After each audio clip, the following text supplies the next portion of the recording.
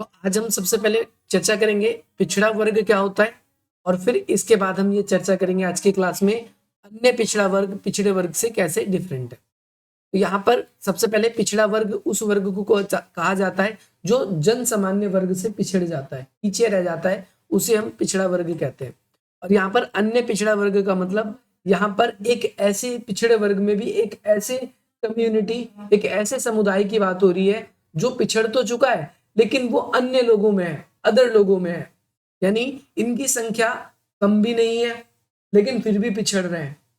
OBC इनको कहा जाता है अदर बैकवर्ड कास्ट, अन्य पिछड़ा वर्ग, कास्ट या फिर क्लास आप कह सकते हो यहाँ पर। तो यहाँ पर ये जो अन्य पिछड़ा वर्ग है ये ना तो संख्या में कम है और ना ही अगर हम देखें तो इनको सदियों से सताया गया है, लेकिन तब भी इनकी स्थिति सामान्य रूप से जैसा समाज में होना चाहिए उस हिसाब से इनकी स्थिति नहीं है, ये समाज में पिछड़ चुके हैं।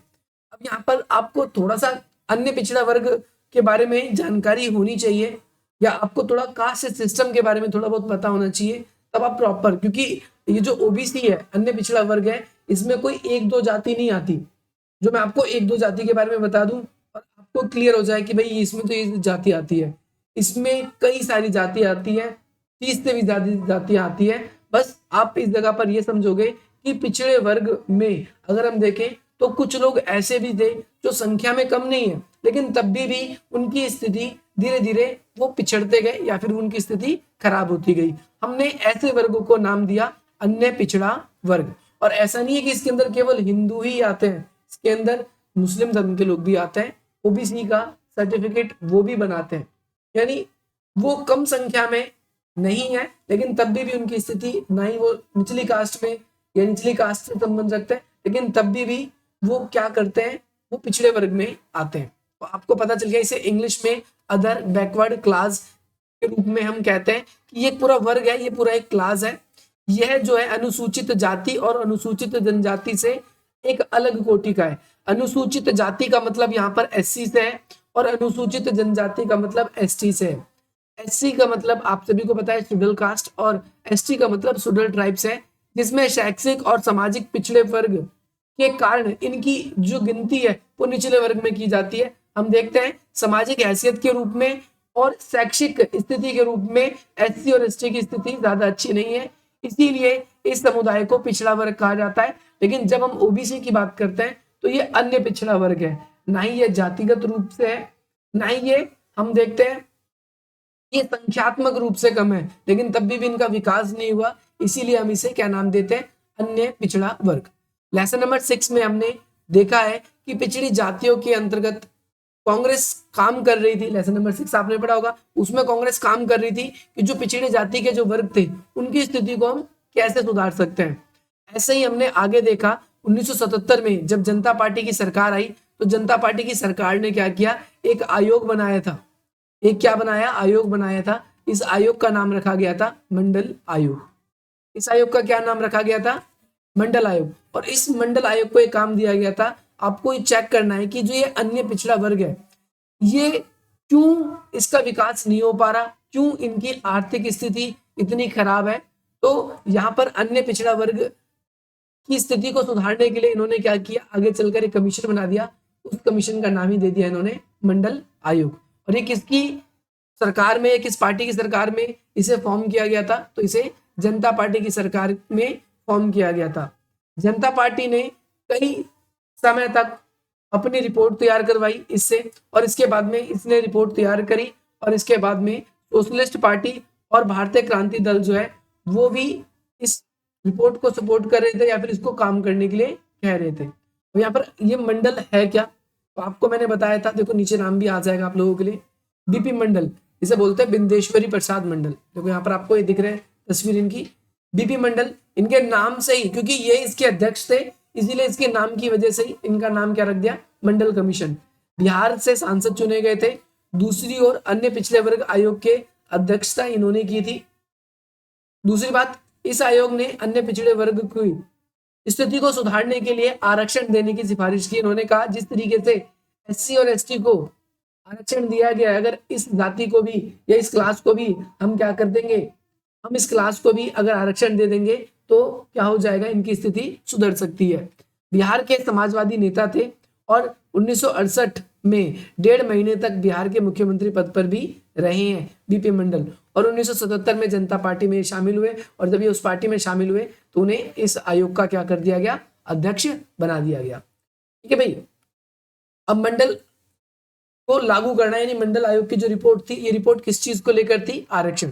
इन्होंने कहा अगर हमें ओबीसी की स्थिति को सुधारना है तो हमको क्या करना पड़ेगा, हमें ओबीसी की स्थिति को सुधारने के लिए आरक्षण के प्रावधान करने होंगे। तो 1980 के दशक में अन्य पिछड़ा वर्ग काफी लोकप्रिय हो गया। क्यों लोकप्रिय हो गया, क्योंकि बहुत सारे राजनीतिक दल बार बार कह रहे थे कि हम इसकी स्थिति सुधारने के लिए काम करेंगे, इसीलिए ये अन्य पिछड़ा वर्ग जो है ये फेमस हो गया। जैसे आज के जमाने में आप लोगों ने सुना होगा, मोदी सरकार कहती थी हम 3 तलाक खत्म करेंगे, राम मंदिर बनवाएंगे, तो वो चुनावी एजेंडा ही बन गया। ठीक उसी प्रकार से जो ये अन्य पिछड़ा वर्ग था, इनकी स्थिति सुधारने के लिए बहुत सारी राजनीतिक पार्टी बात करती थी, इस वजह से ये उस समय काफी पॉपुलर विषय हो गया, या फिर आप ये भी कह सकते हो कि उस समय का चुनाव का ये एक मुद्दा भी बन गया। अब यहाँ पर अन्य पिछड़ा वर्ग को राजनीतिक सुसंगठित देने में मदद मिली।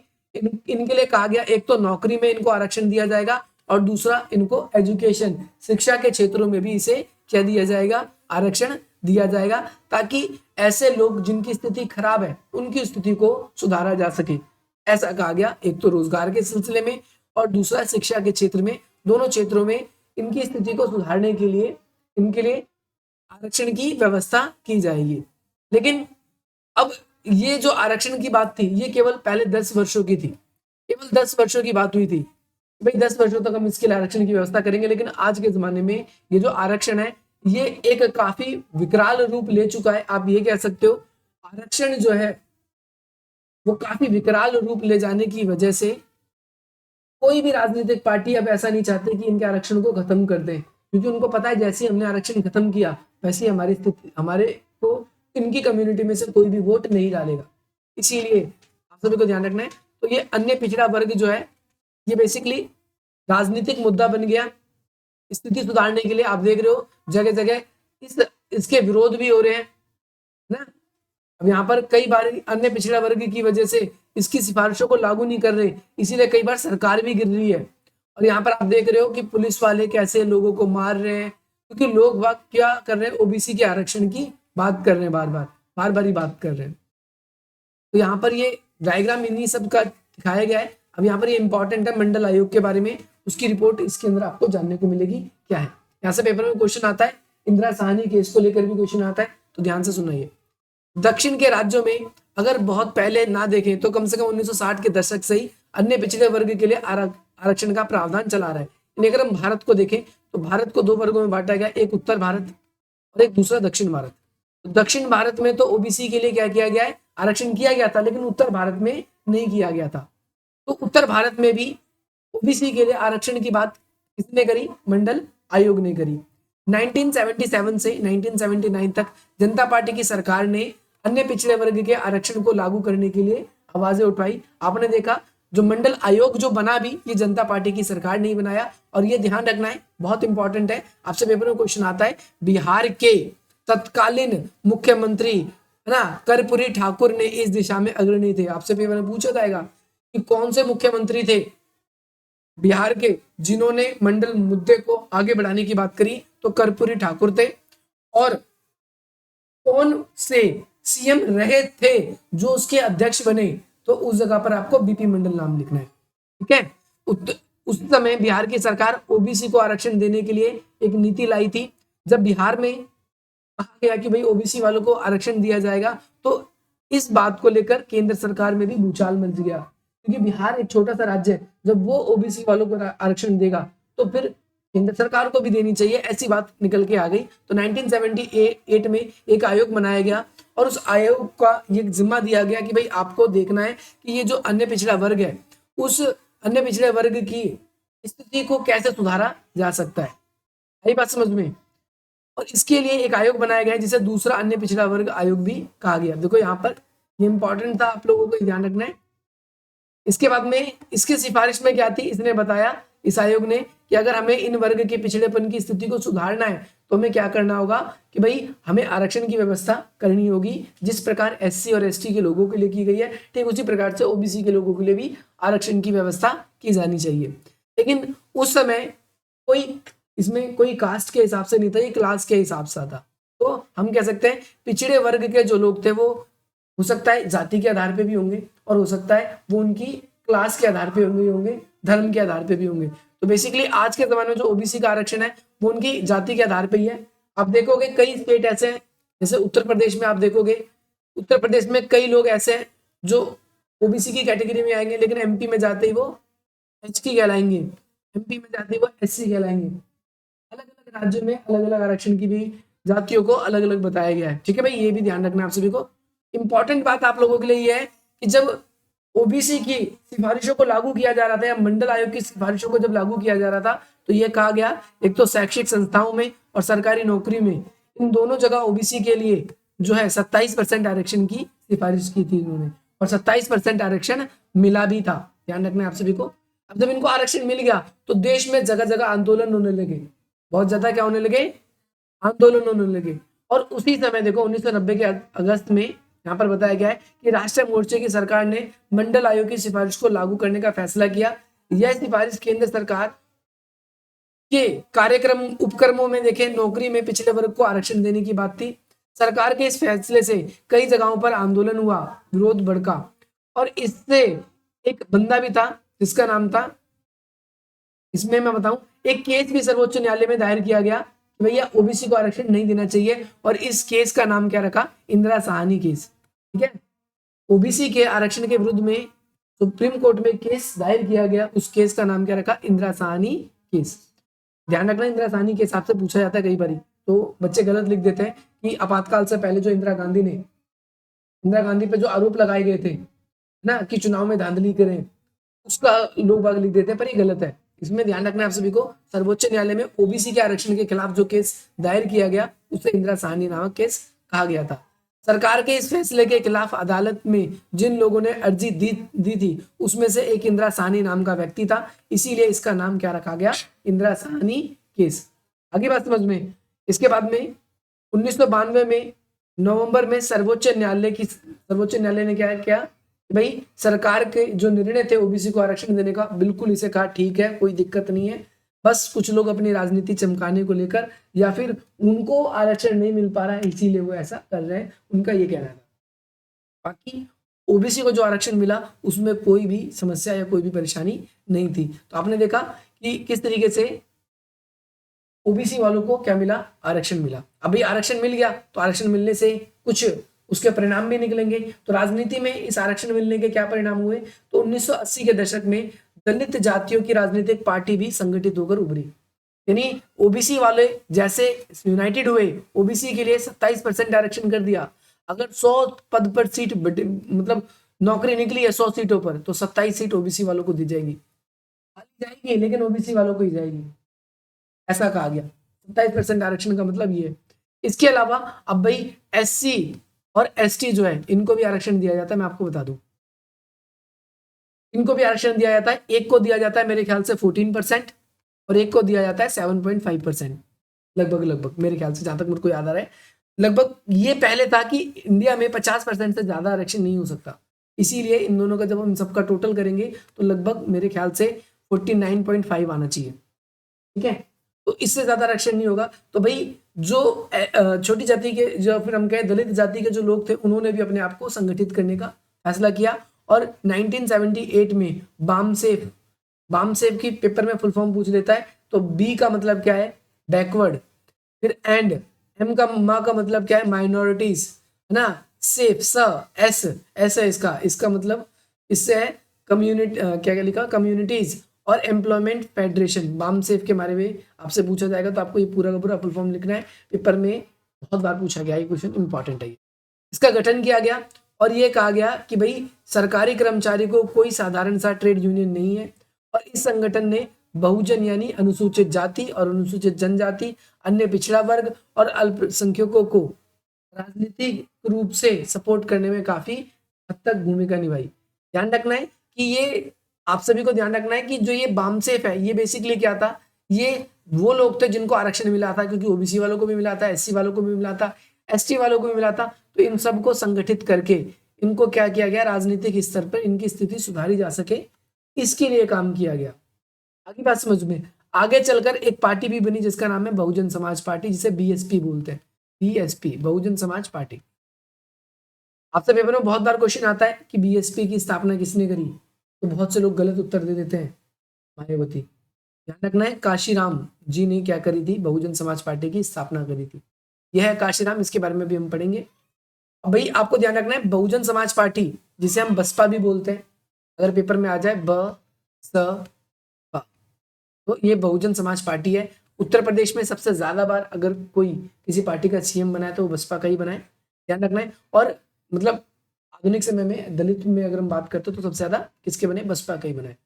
और शुरुआत सीएम 5 बारी मेरे ख्याल से मुख्यमंत्री रही है, क्या नाम है, मायावती, 5 बार सीएम रही है ये।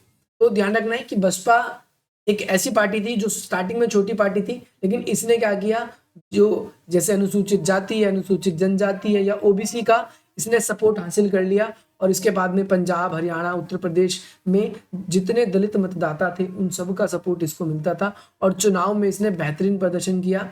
आप सभी को मैं बता दूं, इसे बहुत ज्यादा सफलता मिली, और आजाद भारत में ये पहला मौका था जब कोई राजनीतिक दल मुख्य रूप से दलितों का सपोर्ट पाकर अपनी सरकार बनाने जा रहा है।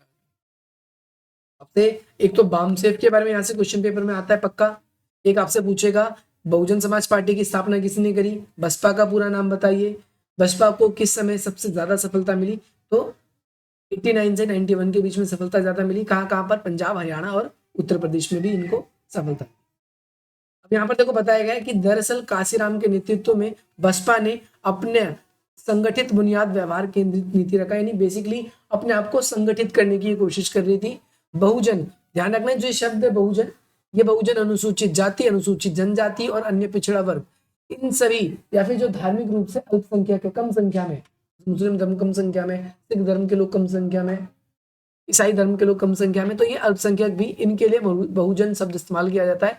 देश की आबादी में सबसे ज्यादा है और जनसंख्या के लिहाजे से एक मजबूत राजनीति, अगर दलित लोगों को भी राजनीति में एक्टिव अगर किसी ने किया, क्योंकि आपको मैं बता दूं सदियों से भारत जैसे देश में ऐसा होता आया था, जो बड़ी जाति के लोग थे बेशक से कम संख्या में थे, लेकिन सारा राजनीतिक कंट्रोल उन्हीं के हाथ में होता था। लेकिन बीएसपी पार्टी के आने से जो दलित लोग थे उनको भी उनकी स्थिति सुधरी, सत्ता में उनको भी आने का मौका मिला, यानी वो तबका भी सत्ता को परिवर्तन करने का मादा रखता था, हम कह सकते हैं दम रखता था। तो बसपा क्या हुआ, एक बड़ी राजनीतिक पार्टी बनकर उभरा, और इसने क्या किया कि भाई अपनी सरकार बनाई। साथ ही साथ इस पार्टी में अगर हम देखें दलित मतदाताओं का सबसे ज्यादा सपोर्ट था, और ये बसपा जो पार्टी है ये राष्ट्रीय पार्टियों में से एक है आज भी हमारी। जैसे बड़ी पार्टी बीजेपी कहलाती है, बड़ी पार्टी कांग्रेस कहलाती है, बड़ी पार्टी अब आम आदमी पार्टी भी कहलाती है। तो उसके बाद में अगर तीसरे नंबर पर देश की सबसे बड़ी पार्टी आती है तो वो बीएसपी ही पार्टी आती है, तो बता दो आज भी। तो लेकिन अब इसने समाज के विभिन्न वर्गों के लोग जो हैं वो भी धीरे धीरे इसको सपोर्ट करना शुरू कर दिए, क्योंकि ये दलितों के लिए अच्छा काम करती है, और जो अन्य पिछड़े वर्ग के लोग हैं उनके लिए भी ये काम अच्छे तरीके से कर रही है। अब यहाँ पर काशीराम जी के बारे में जैसे बताया गया यहाँ पर, तो कौन थे, बहुजन समाज पार्टी के सशक्तिकरण और प्रतिपादक और बहुजन समाज पार्टी के संस्थापक। आप बोलोगे बहुजन के बारे में अभी मैंने बताया आपको, अनुसूचित जाति, अनुसूचित जनजाति, अन्य पिछड़ा वर्ग और जो धार्मिक रूप से अल्पसंख्यक है, उन सभी को सशक्त करने में बहुजन पार्टी के संस्थापक के रूप में रहे। सामाजिक और राजनीतिक कार्य के लिए केंद्र सरकार में इनको नौकरी मिली थी, लेकिन केंद्र सरकार में नौकरी से इन्होंने इस्तीफा दे दिया। बाम से इसके अलावा DH4 और अंततः 1984 में बसपा की इन्होंने क्या करी, स्थापना भी की। कुशाग्र जो है रणनीतिकार और अपनी राजनीतिक सत्ता को बनाने में इनकी मुख्य भूमिका रही। राजनीतिक रूप से अगर कहें तो हम लोगों को संगठित करने में, दलितों को संगठित करने में इन्होंने क्या करी, मुख्य भूमिका निभाई। तो आज के जमाने में अगर हम कहते हैं कि दलित भी भारत की राजनीति में एक मुख्य भूमिका निभाते हैं, तो उसमें कहाँ तक किसका रोल है, ये इन्हीं का रोल है। तो इस क्लास में आपने देखो क्या क्या इंपॉर्टेंट पढ़ा, जो आपके पेपर के पॉइंट ऑफ व्यू से बहुत ज्यादा इंपॉर्टेंट था। मैं आपको फिर से रिकैप करा देता हूँ। सबसे पहली बात तो ये जो अन्य पिछड़ा वर्ग है इसके लिए कौन सा आयोग बना, तो आप बोलोगे मंडल आयोग बना। कौन सा आयोग बना, मंडल आयोग। एक क्वेश्चन ये आपसे इंपॉर्टेंट पूछा जाएगा, मंडल आयोग की स्थापना किस सरकार के टाइम पे हुई, आप बोलोगे जनता पार्टी के टाइम पे हुई। कब हुई, 1977 में हुई। और कौन इसके अध्यक्ष थे, तो आपने पढ़ा पीपी मंडल इसके अध्यक्ष थे। बेसिकली ये क्या कर रही थी, जो हमारे अन्य पिछड़ा वर्ग है, अदर बैकवर्ड का क्लास है, इसको सपोर्ट करने का क्या कर रही थी, काम कर रही थी। मंडल आयोग की सिफारिशें क्या थी, इसका कहना था कि अगर हम अन्य पिछड़े वर्ग को आरक्षण की व्यवस्था उसके लिए कर दें तो क्या होगा कि इनकी स्थिति समाज में सुधर जाएगी, ये आपको याद रखना है। इसके बाद में आरक्षण भी इन्होंने किसके बारे में बात की थी, एक तो रोजगार में और दूसरा शिक्षा के क्षेत्रों में आरक्षण की व्यवस्था होनी चाहिए। शिक्षा और रोजगार, अब भाई केंद्र सरकार ने इसको लागू भी करने का फैसला कर लिया, आपने देखा 27% आरक्षण लागू किया गया और इसकी वजह से देश के कई इलाकों में आरक्षण का विरोध हुआ और उसी में से एक केस इंदिरा साहनी नामक केस सुप्रीम कोर्ट में जाता भी है जो कि ओबीसी के आरक्षण के खिलाफ था। लेकिन अगर हम देखें तो जो इंदिरा साहनी केस बेसिकली जो कोर्ट में पहुंचा, कोर्ट ने क्या किया, कहा कि कोई दिक्कत वाली बात नहीं है इस केस से, ठीक है। ये केस इस तरीके से खत्म हो जाता है और ये आगे चलकर जो हमारे हमने एक पार्टी के बारे में पढ़ा, बीएसपी के बारे में, जो पेपर में क्वेश्चन आता भी है पिछले से, बसपा के बारे में पिछले से पिछली बार आपसे पेपर में पूछा भी गया था। सांप्रदायिकता, धर्मनिरपेक्षता के बारे में हम कल की क्लास में पढ़ेंगे क्योंकि ये भी इंपॉर्टेंट है पूरी क्लास में। इसमें दो क्वेश्चन इंपॉर्टेंट है आपके लिए, एक तो अयोध्या विवाद और दूसरा बाबरी मस्जिद भी इसी में ही है, अयोध्या विवाद और बाबरी मस्जिद। और एक आपका आता है गोधरा कांड, गोधरा कांड भी इसी के अंदर ही आता है। तो मैं इन सब के बारे में आपको पढ़ाऊंगा, हम पूरा डिटेल से हम समझेंगे कि बाबरी मस्जिद का क्या कॉन्सेप्ट था, क्यों इसको लेकर हिंदू और मुस्लिम के बीच में विवाद था, ये सारी की सारी चीज हम लेंगे, ठीक है भाई।